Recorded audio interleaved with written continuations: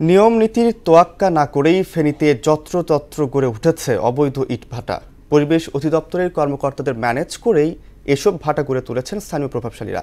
অধিকাংশ ভাটা গড়ে উঠেছে বাড়ির আশেপাশে। এমন ভাটার কারণে বিরূপ প্রভাব পড়েছে জনস্বাস্থ্য এবং পরিবেশে।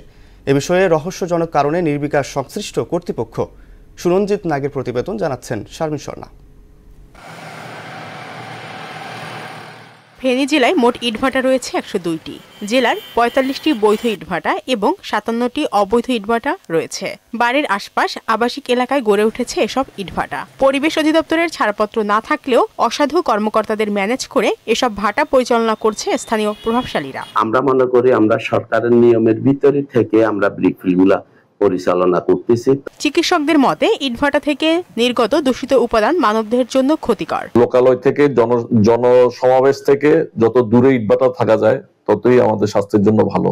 ইটভাটা থেকে নির্গত ধোঁয়া মানুষের শরীরে বিভিন্ন রকমের রোগ ব্যাধি সৃষ্টি করে। প্রয়োজনীয় লোকবল ও অর্থের অভাবে অবৈধ ভাটায় অভিযান পরিচালনা সম্ভব নয় বলে জানিয়েছেন পরিবেশ অধিদপ্তরের উপপরিচালক। মোবাইল কোর্ট করেছি, 3টা ইটভাটাকে সম্পূর্ণরূপে উচ্ছেদ করেছি, আর 5টা ইটভাটায় আমরা 58 লক্ষ টাকা জরিমানা করেছি। তবে অবৈধ ভাটা সহ ফসলি জমির টপসয়েল কাটা বন্ধে জেলার সর্বত্রই অভিযান অব্যাহত রয়েছে বলে জানিয়েছেন জেলা প্রশাসক। ফেনী জেলা প্রশাসনের পক্ষ থেকে অবৈধভাবে যে সকল ইটভাটা প্রতিষ্ঠিত হয়েছে এবং যাদের পরিবেশগত ছাড়পত্র নেই তাদের বিরুদ্ধে আমরা নিয়মিত মোবাইল কোর্ট কার্যক্রম পরিচালনা করছি।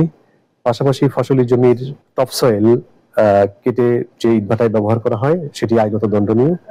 সেগুলো বন্ধ করার জন্য কিন্তু প্রতিনিয়তই আমাদের মোবাইল কোর্ট পরিচালিত হচ্ছে। দ্রুত এসব ভাটা বন্ধে প্রয়োজনীয় ব্যবস্থা নেবে কর্তৃপক্ষ, এমন প্রত্যাশা স্থানীয়দের।